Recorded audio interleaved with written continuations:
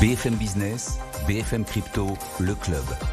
Sandra Gandoin. Bonjour à tous, bienvenue dans BFM Crypto, le club. Je suis ravie de vous retrouver pour toute la demi-heure qui suit. On va parler de minage, de politique énergétique, de retour en grâce, d'Ethereum. Vous voyez, ça change en fonction des jours. De stablecoin, de politique américaine aussi plus généralement sur les cryptos. Avec mes invités, Alexandre Stashchenko, directeur de la stratégie chez Pemium. Bonjour Alexandre. Bonjour. Ravi de vous retrouver en plateau. Hubert de Voplam est également avec nous, partenaire chez Morgan Lewis. Bonjour Hubert. Bonjour Sarah. Ravi de vous retrouver. Et Raphaël Bloch est à distance avec nous, cofondateur de The Big Whale. Merci d'être avec nous Raphaël, on vous rejoint dans un tout petit instant. Vous continuez à nous écrire, à nous poser vos questions. On y répond tous les jeudis, vous le savez, sur cette antenne entre 15h et 15h30. Notre adresse crypto@bfmbusiness.fr. BFM Crypto, le club, c'est parti.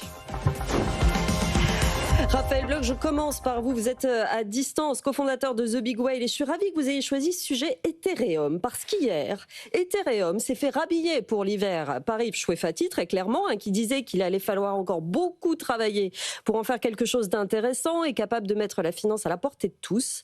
Vous nous dites, vous, qu'Ethereum est en plein retour en force, en réalité. Oui, alors effectivement, bon, je n'oserais pas commencer ce débat surtout à distance avec Yves, parce qu'effectivement, il y a de très bons arguments côté Bitcoin. Mais ce qui est intéressant, c'est que finalement, Ethereum, qui est passé par une phase quand même assez compliquée, on le sait cet hiver, de mémoire, le prix de l'Ether est descendu à 1600-1700 $. Aujourd'hui, est à 2700 $. Et c'est vrai qu'il y a plusieurs raisons qui expliquent ce retour en grâce. J'allais dire que le premier, c'est une clarification de ce qu'est Ethereum. Il y a un changement à la tête de la fondation, donc désormais une gouvernance différente, avec deux personnes qui sont plutôt tournées vers les entreprises, donc ce qui donne plus de perspectives à Ethereum. Et puis après, il y a aussi, et on l'a vu la semaine dernière, des annonces donc du côté de l'SEC à Cannes, où vous avez Robinhood qui a expliqué que voilà, ils allaient développer leur blockchain sur Ethereum. Donc ça donne effectivement plus de potentiel à Ethereum. On vient de révéler que Revolut allait travailler sur des produits de rendement qui seraient développés sur Ethereum via Morpho. Donc voilà, vous avez des annonces de plus en plus.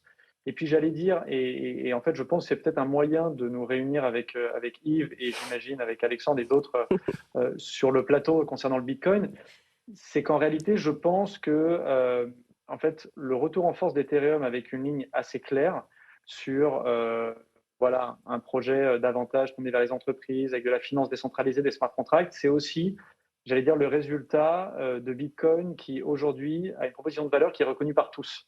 C'est-à-dire que Bitcoin est perçu comme une réserve de valeur, de l'or numérique, comme Larry Fink, le patron de BlackRock, l'a dit.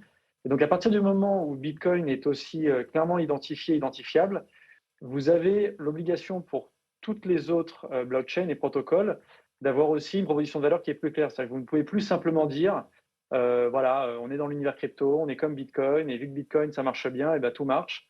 Aujourd'hui, vous êtes obligé en fait de montrer ce qui marche vraiment.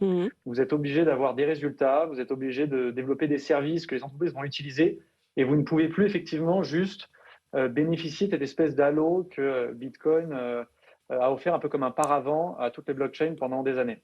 Qu'en pense Hubert de Voplam ?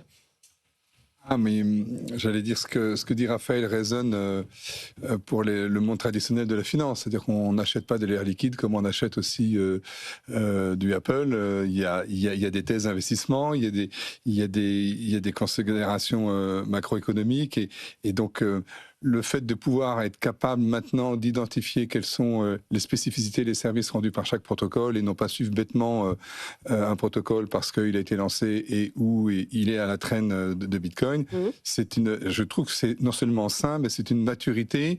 Encore faut-il que les investisseurs fassent le travail.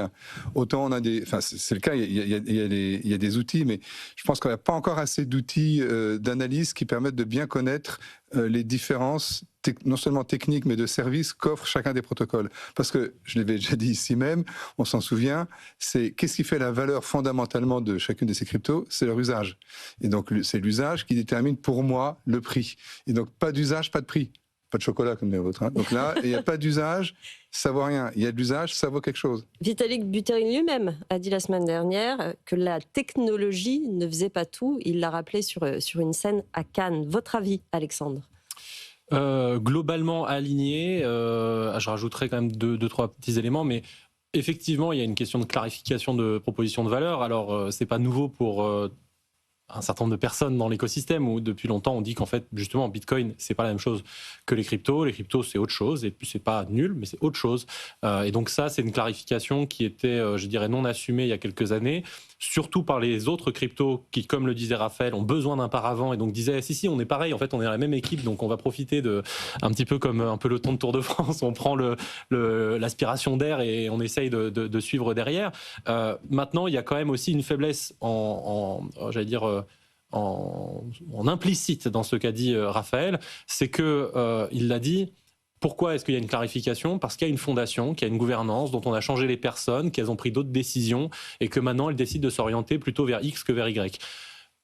Ça sonne pas très décentralisé, ça sonne pas très incensurable, ça sonne très en fait entreprise avec une fondation qui décide de là où on va pas.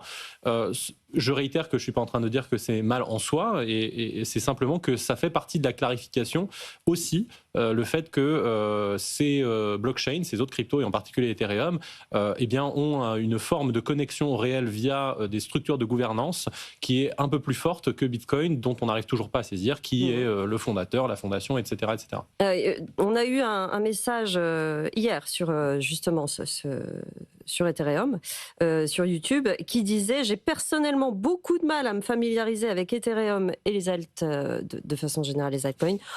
Il faudrait absolument créer une sorte de site internet présentant l'ensemble des fonctionnalités qu'elle propose. » C'est quand même intéressant d'avoir cette demande-là de clarification, Raphaël Bloch. Oui, alors bon, là je vais de manière totalement biaisée, évidemment, mettre en avant The Big Whale. Bon, pour le coup, ça existe. Hein. Ce que je veux dire, c'est que des plateformes qui font correctement ce travail d'analyse, de recherche et d'expliquer à quoi servent ces blockchains, on le fait. Et il y en a d'autres qui le font en Asie, en Europe, aux États-Unis. Donc là-dessus, ça existe. Après, effectivement, il y a peut-être besoin, en fonction des niveaux, d'en faire un peu plus. C'est vrai qu'aujourd'hui, on ne dit pas la même chose quand c'est pour un investisseur particulier que pour un BlackRock. Enfin, je veux dire, tout bêtement, parce que l'usage n'est pas le même.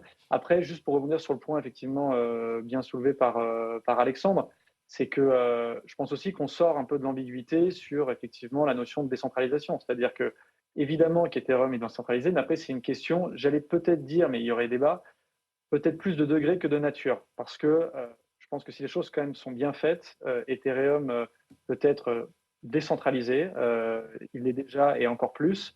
Après, effectivement, ça ne sera jamais du niveau de décentralisation de Bitcoin, aussi parce qu'on ne connaît pas le ou les fondateurs de Bitcoin. Et c'est pour ça qu'encore une fois, on sort un petit peu de cette ambiguïté qu'on a connue depuis des années, qui est une très bonne chose.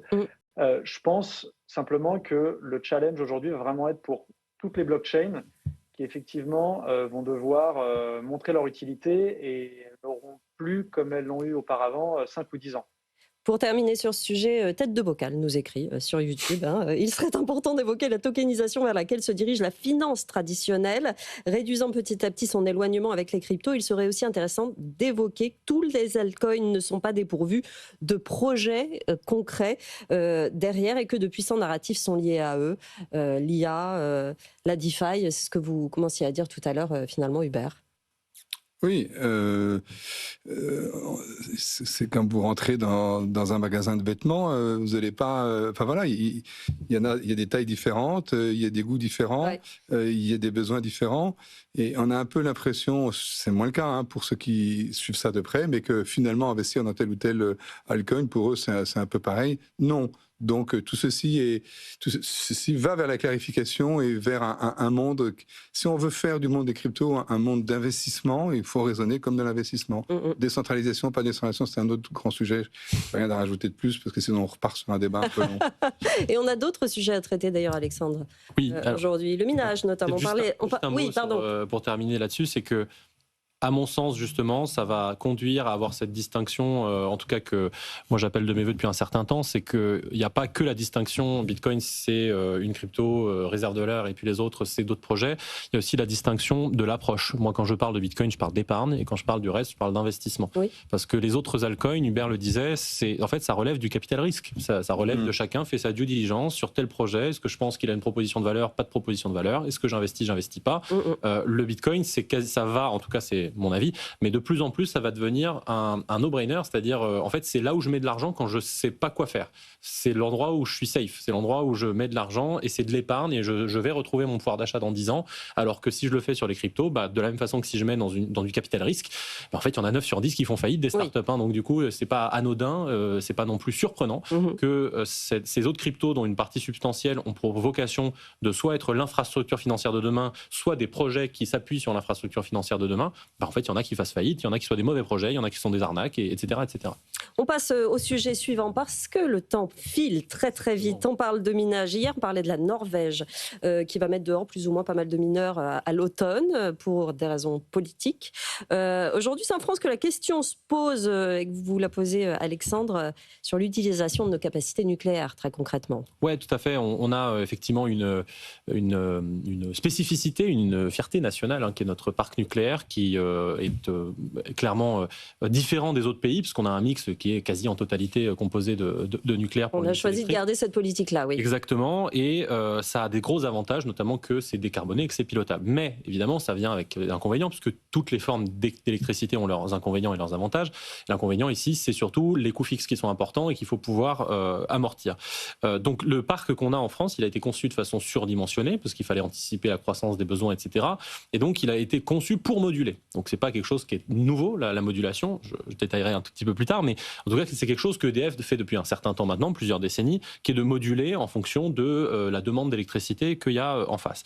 Et quand on regarde la modulation, en fait il faut distinguer deux types de modulation. Il y a la modulation qu'on pourrait appeler inévitables, ou les arrêts, c'est-à-dire les visites décennales, les entretiens, les audits de sûreté, les choses où en fait on est obligé de le faire. Et puis il y a la modulation qui elle est subie.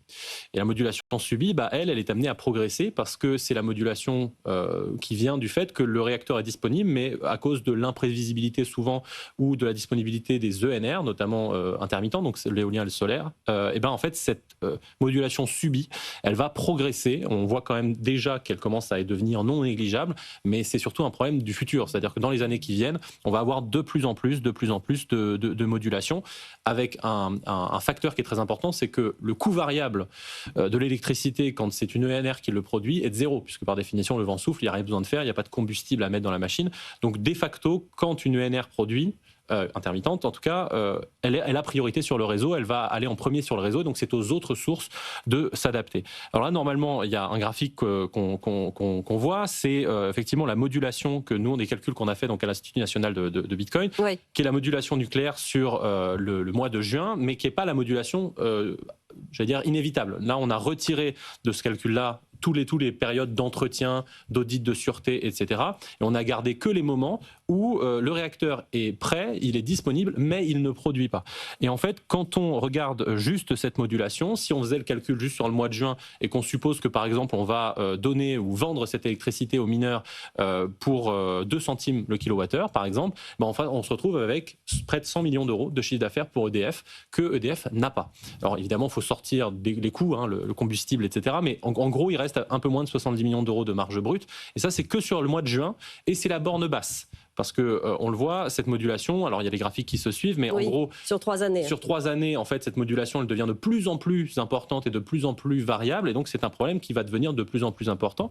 Mais aussi, surtout, là où je dis que c'est une borne basse, c'est parce que elle ne factorise pas un autre élément qui est sur l'autre graphique que j'avais donné, qui est que, en fait, la disponibilité tout court des réacteurs, elle baisse avec l'augmentation des ENR dans le mix. Donc en fait, plus on rajoute des ENR, plus on va arrêter des réacteurs parce qu'on n'en a pas besoin, en fait. Donc, si on fait à l'inverse la borne haute, en supposant qu'on produise autant que les États-Unis, c'est-à-dire avec un facteur de charge maximum, en fait, là, on va plutôt chercher quasiment sur une année 150 TWh. Et c'est quoi 150 TWh? C'est la consommation du réseau Bitcoin. Donc, en fait, juste la France toute seule, sur les infrastructures existantes, sans rien ajouter, est capable de doubler la quantité d'énergie dans le réseau Bitcoin. Et ça veut dire 3 milliards d'euros par an pour EDF. Alors là, encore une fois, on rappelle, on est dans la borne haute, qui est assez irréaliste, mais c'est juste pour donner un ordre de grandeur. Donc ça, c'est très intéressant de voir que sur une fierté nationale qui est déjà en place, les coûts fixes sont déjà là, on a juste un problème de disponibilité, et ça, le minage, il est en face. On pourrait plugger le minage là-dessus. Exactement. Avec, en gros, ce qu'on pourrait faire, c'est avoir des nouvelles machines pour absorber la modulation de base, c'est-à-dire celle qui est là tout le temps, et des anciennes machines que, elles, on activerait que de temps en temps lorsque on a des oscillations sur la courbe. Vous l'avez présenté, ce rapport de l'Institut national du Bitcoin? Point encore, pour l'instant. C'est pour quand? Alors, parce qu'il faut que ça rentre dans les débats dans les mois qui viennent. On a publié les chiffres il y a quelques jours maintenant, et on continue de le faire dans le débat public à travers des rapports, etc. Mais pour l'instant, on vient de le faire cette semaine, donc on va continuer notre travail d'éducation. Et puis surtout, il y a un côté... Si on regarde vers le futur, on a vu au Parlement qu'il y avait le débat sur la PPE, donc le plan pluriannuel de l'énergie. En fait, on se pose la question de rajouter encore de la puissance nucléaire sur le parc, et en face il y a plein de gens qui disent mais attendez, ça sert à rien, il n'y a pas la demande n'est pas là, donc en fait rajoutez pas d'électricité si on peut pas absorber la demande. Et là c'est la dernière chose, c'est que du coup le minage, non seulement il peut aider sur la partie modulation, mais pour le futur il peut aussi servir de consommateur en premier recours, c'est-à-dire s'il n'y a pas la demande, on le met, et ensuite il s'efface au fur et à mesure du temps pour laisser la place à de la demande industrielle, résidentielle, etc., qui est capable de payer beaucoup plus cher le kilowattheure. Et hier, Yves Chauffetti disait quand 1 + 1 = 2, on ne veut pas voir ça, de toute façon, on ne veut pas le voir. Là, on est à peu près dans cette situation. Hubert de Vauplane, qu'est-ce que vous en pensez? C'est une autre manière d'exprimer ce que je voulais dire, c'est-à-dire que la rationalité économique ne fait pas toujours bon ménage avec les décisions politiques, et que ça en est sans doute une illustration. Vous avez vu, il y avait quelque temps, il y avait eu un amendement déposé justement dans le sens que dit Alexandre. Il a été rejeté pour des questions de cavalier budgétaire, enfin un peu technique, mais ce que je trouve intéressant, c'est que le débat commence à arriver au Parlement. On va avoir des crispations qui sont liées bien évidemment aux lignes politiques de chacun, et donc je reviens sur ce que je disais, c'est-à-dire que la rationalité économique, ce serait, n'est pas toujours la mère des décisions politiques, il suffit de voir pour les retraites, mais ma foi, malgré tous les travaux d'Alexandre, c'est pas une question de dire j'y vais un peu, c'est j'y vais ou j'y vais pas du tout. C'est-à-dire que la décision sera j'y vais ou j'y vais pas, et non pas je vais tester peut-être un petit peu ou pas. Donc je crains que le politique mette ce rapport comme d'autres aux oubliettes. J'y vais un peu, mais pas vraiment. C'est quand même un peu la mode en ce moment en France avec le Parlement qu'on a. Est-ce que vous vouliez réagir, Raphaël Bloch? Oui, alors effectivement, je trouve que cette étude, alors je n'ai pas encore lu, pour être totalement honnête, mais je vais le faire. Effectivement, ce qui est très intéressant, c'est qu'on sait que donc après la Seconde Guerre mondiale, il y a eu ce grand plan initié par De Gaulle. Giscard a fait construire les premières centrales. Et en fait, aujourd'hui, c'est qu'on a un parc qui couvre l'intégralité des besoins en énergie de la France. Et effectivement, on a avec les ENR donc plein d'autres capacités. Et effectivement, ce que je trouve très intéressant dans ce qui est souligné dans ce rapport, c'est qu'on a souvent tendance à parler de l'énergie non consommée, donc sur les barrages hydroélectriques, choses comme ça. Mais en fait, on a aussi, par construction, un pays qui est en excédent d'énergie, qui en exporte aussi une partie, et qui pourrait, cette énergie qui pourrait aussi être utilisée pour effectivement miner directement du Bitcoin. Moi, j'avais juste une toute petite question, c'est est-ce que vous avez, dans l'étude, calculé le temps qu'il faudrait? Si par exemple, on se disait, OK, on part sur ce plan, est-ce que c'est une histoire de jours, de semaines? Alexandre? Pour mettre en œuvre. Qu'il faudrait pour le mettre en œuvre. Non, alors en fait ça va dépendre, parce que là le calcul, alors je le réitère, il est simplifié, il y a certaines hypothèses qui sont prises, typiquement dans le chiffre qu'on sort de la modulation subie, j'utilise ce terme mais c'est pas le terme approprié, mais il y a aussi quelques limitations dans le fait que du coup on inclut une part de la modulation, par exemple pour des raisons écologiques. Récemment il y a une centrale qui a dû s'arrêter parce qu'il faisait trop chaud, donc on peut pas rejeter l'eau dans les fleuves, donc il y a des ajustements à faire sur les chiffres. Là c'est une des ordres de grandeur, et ensuite il faut savoir le modèle opérationnel. Et là, en fait, ça peut être soit EDF qui décide, par exemple, d'acheter des machines de minage et de devenir mineur de son côté et donc de rentabiliser ces machines, soit simplement de dire j'ai des extra capacités, j'appelle les mineurs à se mettre en bas des centrales ou sur le réseau. Il y a plusieurs façons de le déployer, mais en soi, si demain EDF disait je fais un appel d'offres, qui veut bien m'acheter mes térawattheures supplémentaires avec un contrat, je coupe quand il n'y a pas de modulation, etc., ça peut se faire assez rapidement.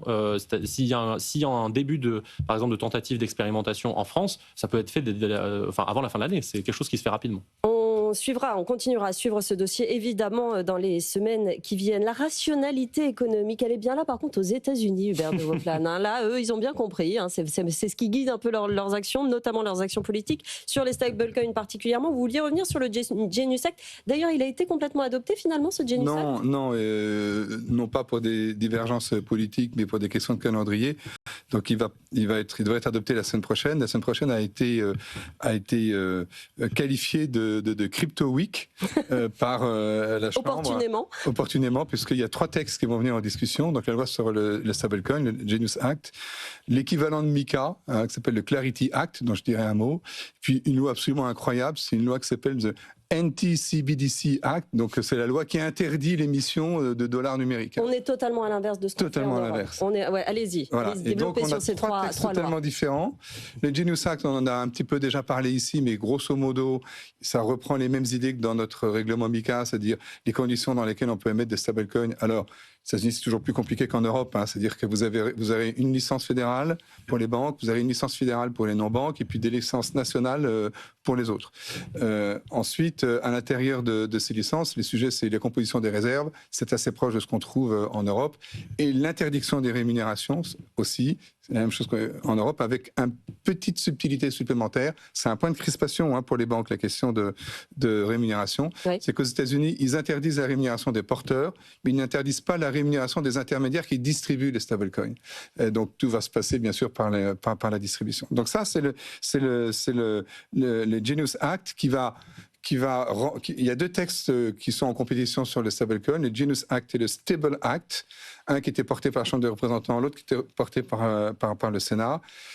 Celui qui va sans doute arriver jusqu'à la fin du processus, c'est le Genius Act, et c'est un texte qui a déjà été adopté au Sénat sur 2 tiers, 1 tiers. Donc ce sont des textes qui sont, consensuels, c'est-à-dire qui sont portés par un sénateur républicain et un sénateur démocrate, ou un représentant démocrate, un représentant républicain. Donc texte consensuel, 2 tiers, 1 tiers. On aimerait bien avoir ça chez nous. On aimerait bien. Quand on voit les oppositions fortes sur d'autres sujets aux États-Unis. Donc ça, c'est voilà. À côté, vous avez le Clarity Act, qui porte bien son nom, je ne donne pas le détail de ce que ça veut dire, et grosso modo, qui vient clarifier la situation en disant, avant, on ne savait pas ce que c'était qu'un Bitcoin, un Ether, d'une manière générale, la crypto, et la SEC nous disait, je vous tape dessus, et tant que je vous tape pas dessus, vous ne savez pas, et quand je vous tape, mais c'est trop tard, vous saurez.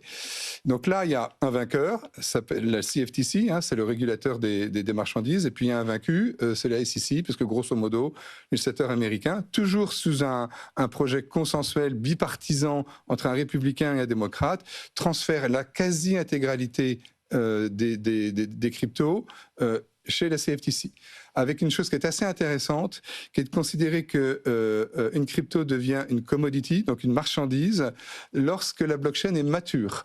Donc il y a toute une définition de la maturité et de la décentralisation de la blockchain, je ne rentre pas dans le détail, mais grosso modo, si vous n'arrivez pas à prouver que votre blockchain est mature, ça peut être repris par la SEC qui va vous dire « Ah, vous voyez bien qu'en fait, vous n'êtes pas encore un protocole mature, vous êtes en train de lever des fonds comme une action, comme une security, etc. » Donc gros débat sur qu'est-ce que c'est qu'une blockchain mature, il faudra qu'on voit ça. Mais vous avez clairement la CFTC qui va venir là-dessus maintenant prendre le leadership sur cette réglementation. Et dernier projet... c'est mon préféré. Oui.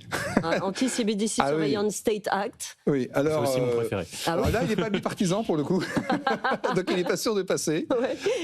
Et il ne fait que reprendre le presidential order finalement de ce qu'avait dit le président Trump en disant je ne veux pas avoir de monnaie digitale sur le dollar. Donc il interdit à la Fed, et à toute agence fédérale d'émettre, d'utiliser, de tester, de tout ce que vous voulez un dollar digital. Donc c'est de l'interdiction forte. Mais il n'interdit que pour les opérations avec le public. ce qu'on appelle le retail, en grosso modo. Ça veut dire qu'il y aura un dollar numérique de gros? Je ne sais pas ce que j'ai dit.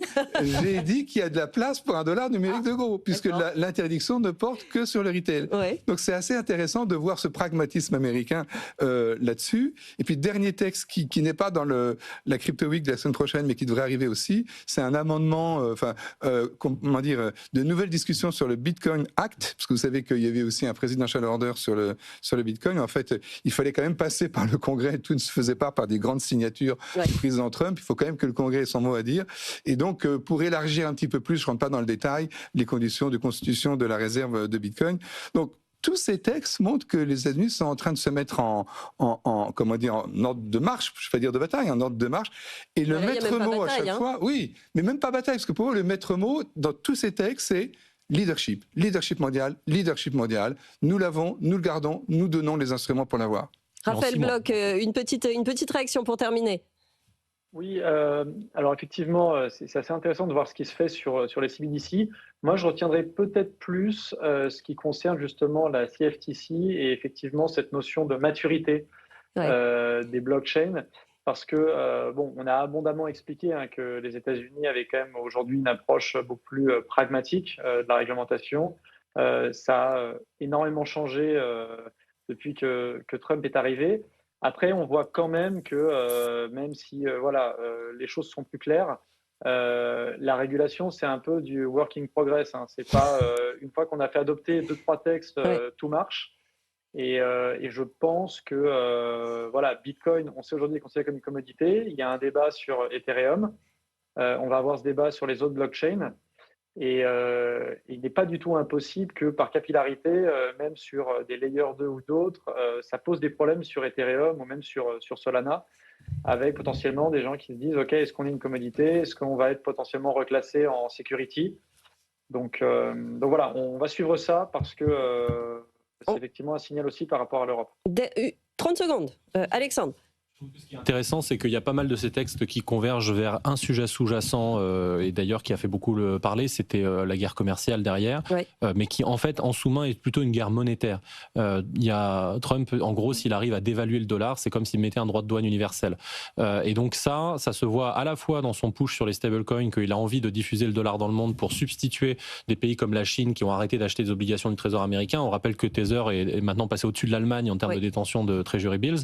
Mais c'est aussi, on l'a vu, il a fait une petite phrase fin juin qui a été très peu notée, mais il a dit c'est bien le Bitcoin, ça enlève de la pression sur le dollar. Et en fait, ça donne du crédit à cette thèse que en fait tout ça n'est pas juste les délires d'un fou, mais qu'il a une cohérence. Après, on est d'accord ou pas. Il a un agenda, mais en aussi. tout cas, son agenda, c'est de en fait d'évaluer le dollar pour pouvoir, alors en partie en redonnant du pouvoir à Bitcoin pour le crédibiliser comme une réserve de valeur, et en partie en continuant de diffuser pour trouver un canal alternatif aux acheteurs historiques du dollar. Très intéressant en tout cas de voir à quel point le fossé se creuse entre ce qu'on fait en Europe et ce que font les États-Unis. On n'a pas fini d'en parler. Merci beaucoup, messieurs. Alexandre Stashchenko, directeur de la stratégie chez Pemium, Hubert de Vauplan, partenaire chez Morgan Lewis, et Raphaël Bloch, cofondateur de The Big Whale. Merci pour cette émission à retrouver en podcast et en replay, bien sûr, sur notre appli, sur notre site.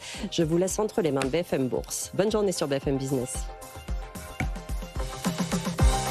BFM Business, BFM Crypto, le club.